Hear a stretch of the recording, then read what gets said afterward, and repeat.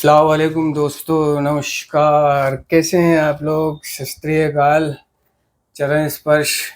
एक बार फिर से मैं कुछ नशेड़ियों को समझाने के लिए आ गया हूँ।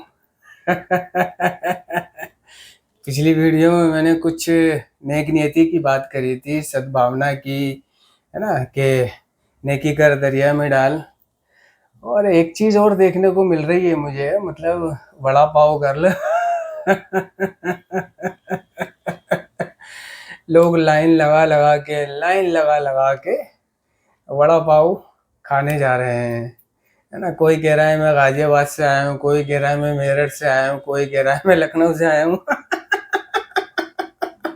कोई कह रहा है मैं वहां से आया हूँ, कोई कह रहा है मैं वहां से आया हूँ। वीडियो देख देख के जो भाई खा के देखते हैं एक बार कैसा टेस्ट है। अगर इतनी वीडियोस दिखाई जा रही हैं, फेमस हो रहा है, ठीक है, तो मतलब लोग कह रहे हैं कि मैं 2 घंटे से लाइन में लगा हुआ हूँ।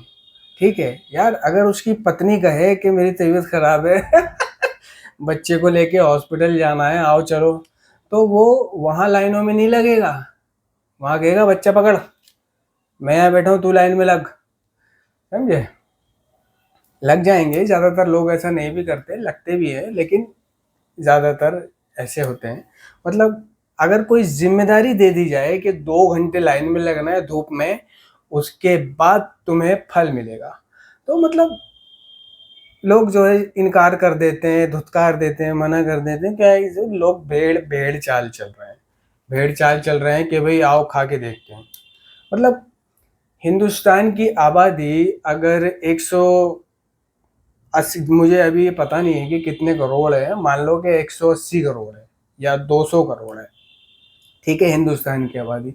अब उस 200 करोड़ में से 1 करोड़ व्यक्ति ऐसा समझ लो जो जो विकलांग है, दिव्यांग जन है, अपाज है, बूढ़ा है, बीमार है, या उसको इन चीज़ों में इंटरेस्ट नहीं है, वो ये चीज़ खाता नहीं है, वो ये जा नहीं सकता, है ना, दूर है, दराज है, कोई प्रॉब्लम है, मजबूरी है। 1 करोड़ व्यक्ति ऐसा समझ लो। और 1 करोड़ व्यक्ति ऐसा समझ लो जो सब कुछ कर सकता है, जा सकता है, खाता भी है। तो 1 करोड़ व्यक्ति 50 रुपए का वड़ा पाव खाने जा रहा है इतने दूर से, तो अभी आप हिसाब लगा लो। ठीक है, मतलब देखने वाली बात यह है कि लोग लाइनों में लग के वड़ा पाव खा रहे हैं। ठीक है, और यही काम वो अपने माँ बाप के लिए, भाई बहनों के लिए, बीवी बच्चों के लिए करने में झिझकिचाएंगे। अब 1 करोड़ लोग वड़ा पाव खाएंगे तो वो कहाँ से कहाँ पहुंच जाएगा हिसाब किताब। तो मतलब आपके नज़दीक में भी ऐसे लोग हैं जो अच्छी चीज़ बनाते हैं। ठीक है, हाँ ये है कि इसका दुनिया को पता चल गया है, और न जाने हजारों लाखों करोड़ लोग ऐसे हैं जो अच्छी चीज़ बनाते हैं, उसका दुनिया को पता नहीं है। सिर्फ उन्हीं लोगों को पता है जो खा चुके हैं या उन्होंने दूसरों को बताया है। तो वहाँ पर भी टेस्ट है। तो टेस्ट वेस्ट कुछ नहीं है, बस आदमी पता है क्या करता है कि जैसे संडे को हम पहले घूमने का प्रोग्राम बनाते थे, भाई छुट्टी है, चलो संडे को लाल किला घूम के आएंगे, जामा मस्जिद घूम के आएंगे, चावड़ी बाज़ार, मीना बाज़ार, चांदनी चौक, लाल किला, पुरानी दिल्ली, दिल्ली गेट, जंतर मंतर, हौस खास घूमने चलेंगे। तो एक प्रोग्राम बनाते थे हम, है ना, पूरे हफ्ते का, कि उस दिन हम सुबह उठेंगे, नहाएंगे धोएंगे और वहाँ वहाँ वहाँ वहाँ घूमेंगे, मज़े करेंगे और खाएंगे पिएंगे। ठीक है, तो लोग इस तरह से जो है प्रोग्राम बनाने लगे कि भाई हमारी संडे को छुट्टी है, तो संडे को क्या करें, कहाँ जाएं, सब जगह तक जा चुके, चलो वड़ा पाव गर्ल के पास चलते हैं। इस बहाने वड़ा पाव भी खा लेंगे और थोड़ा घूमने को भी मिल जाएगा। वड़ा पाव खा के फिर दिल्ली घूम लेंगे, पुरानी दिल्ली चले जाएंगे, वहां से पैंट शर्ट ले लेंगे। है ना। तो लोग घूमने का प्रोग्राम बना रहे हैं कि भाई दिल्ली घूमना है तो चलो पहले वड़ा पाव खा लेंगे, कुछ पेट पूजा भी हो जाएगी, उसके बाद लाल किला, जामा मस्जिद, दिल्ली गेट, दरियागंज, होस्का, जंतर मंतर घूम लेंगे। ठीक है, इस तरह से हो रहा है। तो मैं बात कर रहा था कि मतलब और भी लोग हैं जो अच्छी चीज़ बनाते हैं। तो मैं पिछली वीडियो में मैंने क्षतिपूर्ति की बात करी थी कि कई लोग, कई एडिक्ट ऐसे होते हैं कि जिन्हें अपने अपराध भाव पे यानी अतीत पर पछतावा होता है। और कार्यक्रम भी साफ साफ कह रहा है कि देखो हम अपने अतीत के बारे में पछताए भविष्य के बारे में घबराए और वर्तमान को लेकर विशेष उत्साहित नहीं थे। ठीक है, हमें अपने अतीत को छोड़ना है, ना कि पकड़ के चलना है। ठीक है, और कार्यक्रम कह रहा है कि भाई देखो, सिर्फ आज के लिए जीने से हमें अतीत के बोझ और भविष्य के भय से छुटकारा मिलता है। यानी अतीत के बोझ, और अतीत में क्या है, अतीत में क्या था, गुनाह, अपराध, है ना। तो वो अपराध भाव का जो बोझ है उसके सर पे, कांधों पर, वो उसे ठोकर जी नहीं पा रहा जो उसने अपराध किए हैं। किसी किसी एडिक्ट को अर्ली रिकवरी में उसके अतीत में किए हुए अपराध सताते हैं, ख्यालों में सताते हैं, सपनों में सताते हैं, वो गिल्ट, गिलानी महसूस करता है ना। और कई ऐसे होते हैं कि जिन्हें खौफे इलाही होता है, जहन्नुम का डर होता है, कब्र का खौफ होता है। तो वो चाहते हैं कि भाई जो मरने से पहले हमने गुनाह करे हैं उनकी थोड़ी बहुत बख्शिश करा दी जाए, कर ली जाए, कुछ तौबा कर दी जाए, कुछ क्षतिपूर्ति कर दी जाए, है ना। तो नौवां कदम जो है हमें हमारे अपराध बोध से मुक्त होने में मदद करता है। अपराध बोध, और ये अपराध बोध ही है कि अगर लोग, इंसान के जीवन में उसके अपराध ही ना हो तो वो जन्नती है। ठीक है, वो जन्नती है, वो एक अच्छा इंसान है, उसको डर के जीने की जरूरत ही नहीं है। और जो अपराधी है उसे डर के जीने की जरूरत पड़ती है, क्योंकि वो अपराधी है, वो गुनहगार है ना। तो जो लोग चाहते हैं कि भाई ये पछतावा उनके जीवन में से हट जाए, भाई देखो, सिर्फ आज के लिए जीने से, जो कह रहा है कि अतीत के बोझ और भविष्य के भय से छुटकारा मिलता है, तो ये बात हकीकत है। इस, है ना, दो लाइनों को मैं पहले लागू नहीं करता था अपने जीवन में, लेकिन कुछ महीनों से मैंने इस लाइन को, है ना, कि सिर्फ आज में जीने वाली बात को मैंने अपने जीवन में लागू करने की कोशिश करी, तो मैंने देखा कि मुझे कोई डर नहीं है ना। मतलब जो भविष्य का डर होता है, नशेड़ी को आने वाले दिन का डर होता है। अगर उसको पता चल जाए कि कल उसको ये करना है, यहाँ जाना है, तो वो उसी के बारे में सोचता रहता है, कैसे करूँगा, क्या होगा। या रात को सोएगा तो कल की बातें उसको ध्यान आएंगी, कुछ गड़बड़ वाली बातें ध्यान आएंगी, कुछ पछतावे वाली बातें ध्यान आएंगी, उन्हीं में खोए रहेगा, उन्हीं में खोए रहेगा। तो थोड़ा नज़रअंदाज भी करना है, माइंड को डाइवर्ट भी करना है। जैसे ही मुझे वो चीज़ें सताती हैं कि कल यार मेरे को वहाँ जाना, और वहाँ से अगर मैं इतने बजे यहाँ नहीं आया तो वो व्यक्ति आएगा, फ़ोन करेगा, फ़ोन मिलेगा नहीं, मैं हूँगा नहीं, वो क्या करेगा, उसके बाद वो फिर एक हफ्ते बाद आएगा, उस एक हफ्ते तक मेरा गुजारा कैसे होगा। तो ये सब सोचने लग जाता हूँ। लेकिन अब क्या है कि मैंने ये सब सोचना बंद कर दिया, मैं सिर्फ वर्तमान में जी रहा हूँ। और जैसे ही मैं वर्तमान में मैंने जीना शुरू करा, नाउ एंड हेयर में, मैंने देखा कि मेरी काफ़ी चिंताएं कम हो गई। और चिंताएं कम करने का एक और तरीका है कि मैं अपनी रोजमर्रा की बंदी बंधाई एक रस दिनचर्या से थोड़ा हटकर चलूंगा और अपनी क्षमताओं को भरपूर विस्तार प्रदान करूंगा।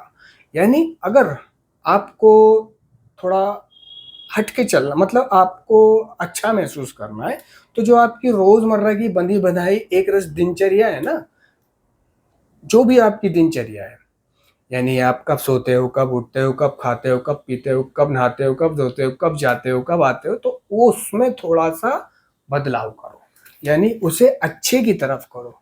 अगर आप 11 बजे सोते हो तो 10 बजे, ये एक हट के चलना हो गया, है ना। रोजमर्रा की बंदी बंधाई एक रस दिनचर्या से थोड़ा हट कर चलूंगा।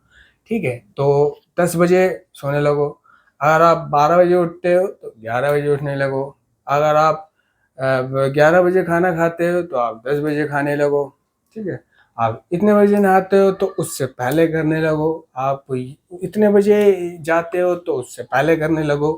तो इससे क्या है, एक राहत महसूस होती है। ठीक है, और इसी तरह फिर एक एक मिनट ही सही, एक एक मिनट ही सही उसको कम करते चले जाओ। यानी जो जिंदगी को जिंदगी की शर्तों पर जीने वाली बात करता है ना कार्यक्रम, वहां ले आओ उसे एक एक मिनट के हिसाब से बैकवर्ड में। 10 बजे, 10 बजने में 1 मिनट, पहले, फिर 10 बजने में 2 मिनट पहले। इसी तरह अपना हर कार्य जो प्रकृति के नियम तक धीरे धीरे धीरे धीरे ले आओ। तो उससे क्या है कि थोड़ा व्यक्ति नशेड़ी अच्छा महसूस करता है। जो सुस्त है, मोटापा है, चर्बी चढ़ रही है, ढीला रहता है ना, फेट है, पेट बाहर आ रहा है, जी नहीं पा रहा, जीने में मजा नहीं आ रहा है। वैसे तो कार्यक्रम कहता है कि भाई देखो जीवन जैसा है उसे उसी रूप में स्वीकार करने में ही भलाई है। जीवन जैसा है उसे उसी रूप में स्वीकार करने में ही भलाई है नशेड़ी की। और जीवन में जो मिला हुआ है उसी में खुश रहना चाहिए उसको, और उम्मीदें नहीं लगानी चाहिए, अपेक्षाएं नहीं लगानी चाहिए, समझे। और ये भरोसा भरोसा भी उसको आंख मूंद के नहीं करना चाहिए।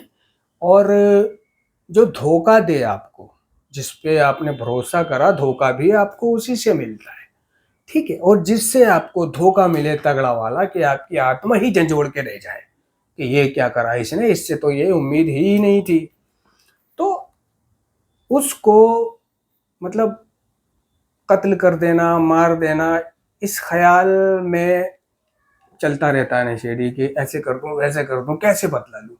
तो वो बदला नहीं ले पाता, ठीक है। और ले भी पाता है तो बहुत आत्म शांति उसकी भंग हो जाती है, वो भी काफी डरों में आ जाता है, और वो पाता है कि उसका कोई इस मामले में साथ नहीं दे रहा, उसका कोई इस मामले में साथ नहीं दे रहा। अगर उसे कोई कानूनी बात, कार्रवाई फंस गई है, कोई ऐसी कोई प्रॉब्लम आ गई है उसके जीवन में, तो जो उसके दोस्त हैं तो वो उसका साथ नहीं देते हैं, वो शब्दों में भी साथ नहीं देते हैं। शब्दों में साथ अगर किसी ने दे भी दिया तो वो कहता भाई तक मेरा नाम मत लियो, नहीं, क्योंकि उसका भी उससे काम चल रहा है ना, जिसके बारे में वो उसी शब्दों में समझा रहा है, वो उसे भी उसके साथ भी वो चाय कॉफी पीता है, खाना वाना खाता है, घूमता फिरता है, उसके साथ भी वो मतलब अपना स्वार्थ निकालता है। तो मतलब मैं शेलियों को कहना चाहता हूँ कि अगर कोई ऐसी कानूनी समस्या फंस गई है या कोई ऐसी प्रॉब्लम फंस गई है, तो सबसे पहले तो कोशिश करें कि ऐसे काम ही ना करें कि जिसमें आपको किसी कानूनी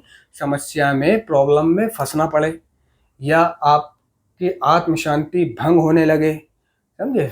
और गलती से ऐसा हो भी गया है तो उससे निकलने की कोशिश करें, क्योंकि आपकी मदद कोई नहीं करने वाला।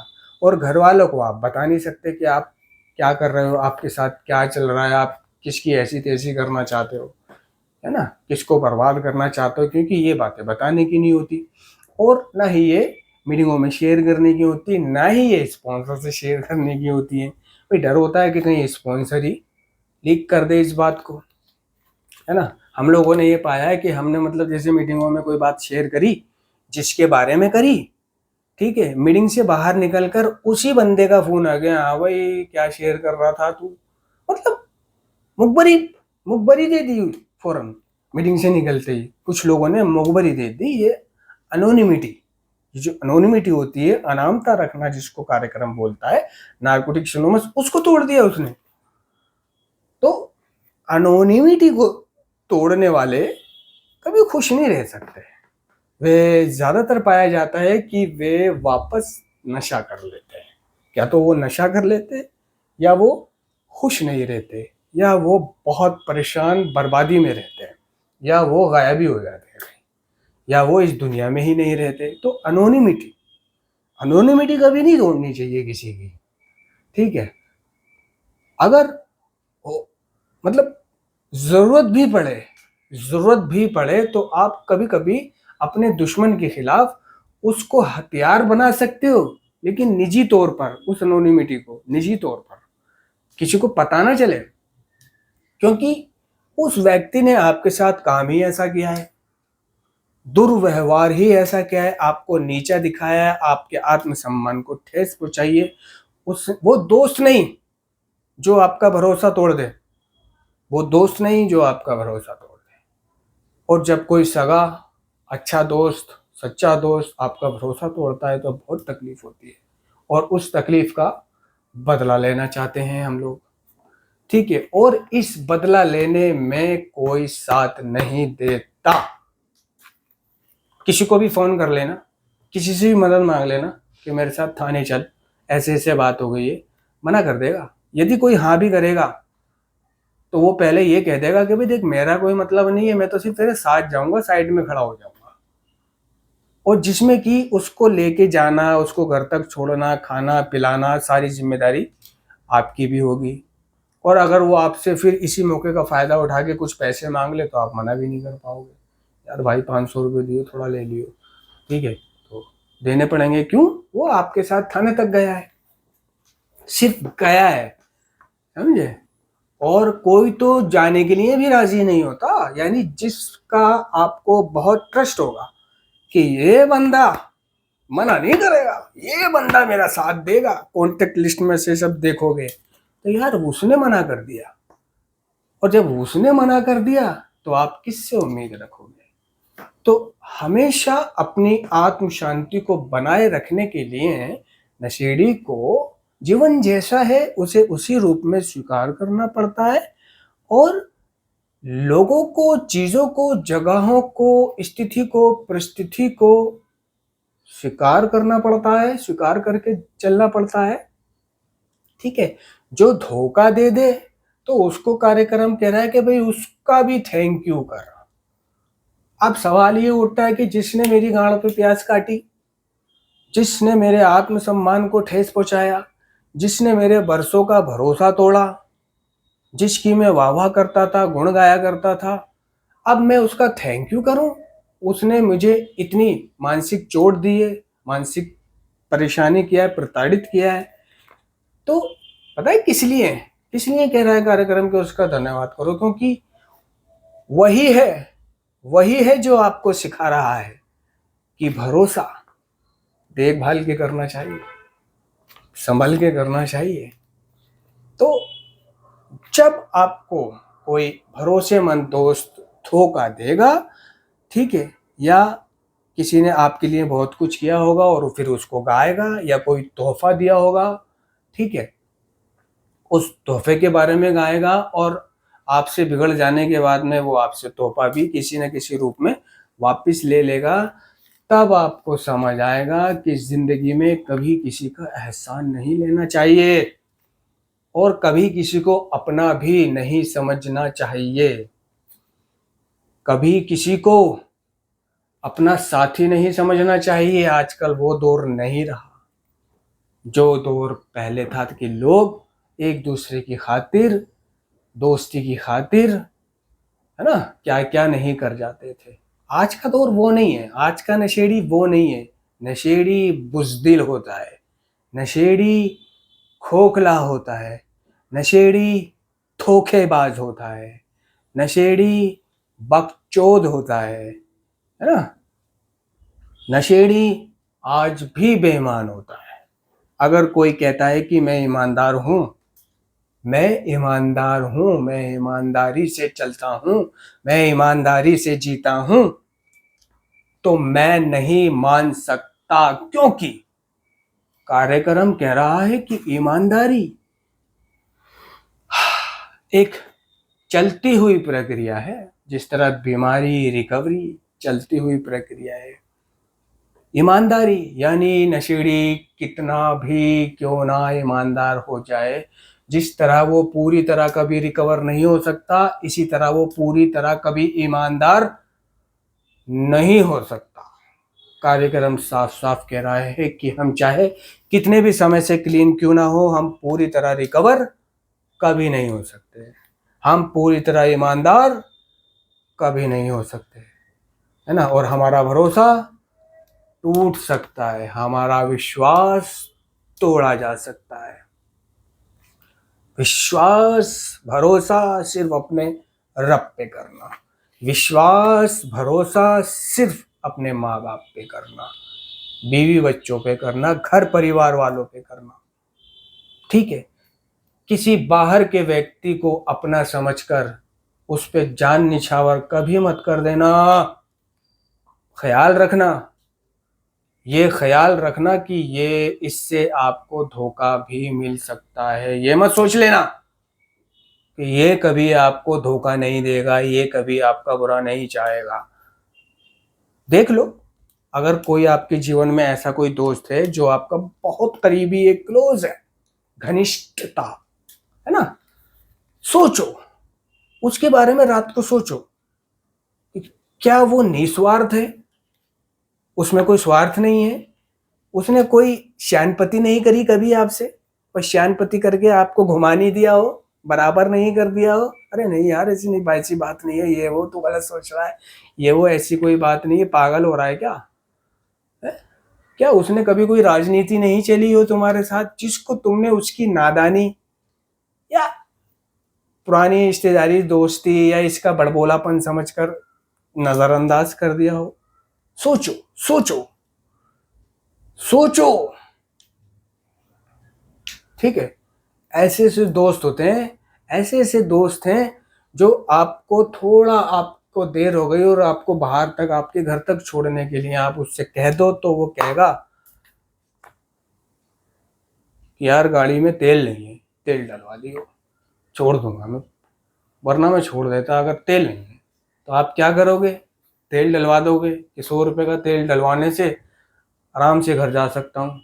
ठीक है, एक तो तेल डलवाया, ठीक है, 100 का 150 का, और फिर वो आपको घर छोड़ के आया और रास्ते में आपसे खाया पिया भी, सिगरेट बीड़ी, ठीक है, फिर आपसे बिगड़ने के बाद में उस चीज को वो गा भी रहा है, मैं इसे घर छोड़ के आता था, मैं इसे गाड़ी पे घुमाता था, समझ रहे हो? और वही 150 रुपये का आप ऑटो पकड़ के घर चले जाते, थोड़ा और 10-20 रुपए ऊपर नीचे देने पड़ जाते। तो कभी जितना हो सके दोस्तों, जितना हो सके किसी की मदद मत लेना, किसी का एहसान मत लेना, किसी का एहसान मत लेना, ठीक है? और मतलब जब बहुत ज्यादा एक चीज की जरूरत पड़ी और उस चीज को खरीदने के पैसे भी नहीं है, ठीक है, और उसकी जरूरत भी बहुत होती है, मान लो आपका कोई गाड़ी, चलिए मोबाइल ले लिए, मोबाइल खो गया, चोरी हो गया, या किसी ने गिफ्ट दिया था वो उसने ले लिया, उससे बिगड़ गई आपकी, ठीक है, किसी भी सूरत में मोबाइल गया, अब आपको मोबाइल खरीदना है, ठीक है, पैसे नहीं है, रातों रात मोबाइल गायब हो गया, मोबाइल चला गया, और रातों रात, है ना, 30,000 रुपये, आदमी चाहता है कि भाई जब मोबाइल लेना ही है तो एक अच्छा लूँ और थोड़ा सा अच्छी रैम वाला और अच्छे स्टोरेज और अच्छे कैमरे वाला लूँ, जब लेना ही है तो क्यों वो 4G लूँ, क्यों वो 4 GB और 64 GB लूँ, है ना, या 6 128 लूँ, वो चाहता है कि भाई 12 256 ही लूँ, अच्छे कैमरे वाला लूँ, या 8 256 या 8 128। तो कुछ ना कुछ करके वो घर के जेवर भी बेचता है, अपनी कोई चीज़ें बेचता है, कुछ उधार लेने की कोशिश करता है किसी से, ब्याज, बैंक से लोन, या फिर EMI पे खरीदता है, कैसे भी करके उसे मोबाइल को वो खरीदता है। तो उसको खरीदने के पैसों का इंतजाम करने के लिए आपको मतलब काफ़ी ख्याल आते हैं कि यार बड़े भाई से ले लूँ, यार कौन दोस्त है जो मुझे मतलब कुछ फिलहाल तो 4-5 हज़ार रुपये दे सकता है ना, यार चाचा, मामा, ताऊ, बड़ा भाई, छोटा भाई, पापा, है ना, तो कई दिमाग में लोगों का ख्याल आता है। तो किसी का भी ख्याल आए, किसी से पैसे मत लेना, किसी से पैसे मत लेना, समझे? ये सीखा है जीवन में कि किसी से पैसे ले लिए और उस, ताकि आप अच्छा मोबाइल खरीद सको एक ही बार, तो जिससे आप पैसे लोगे ना वो आपको बाद में जलील कर सकता है, ताने दे सकता है, इसलिए 2 दिन बाद ले लो, 3 दिन बाद ले लो, ठीक है, EMI पे ले लो, खूब मेहनत करो, EMI 1 महीने में भरी जाती है, उस EMI तक का समय आने से पहले वो पैसों का इंतजाम करो, या अपनी माँ से ले लो, ठीक है, पिता से ले लो, और धीरे धीरे अपने माता पिता को दे दो, लेकिन किसी थर्ड पर्सन से कभी मत लेना। ये सीखा है जीवन में, ठीक है, कि किसी का एहसान नहीं लेना मैंने, ना, समझे दोस्तों? तो मैं आपसे विदा चाहूँगा, फिर किसी और, अगर आपके मन में दोस्तों कोई ऐसी कोई बात है, तो मतलब मेरे पास विषय नहीं होते कि मैं किस विषय पे बोलूँ। तो आप मुझे बताएं कि मैं इस विषय पर बोलूँ। कोई आपका सवाल हो जिसका मैं जिसके जवाब के रूप में मैं एक वीडियो आपको बना करके दे दूँ। शुक्रिया।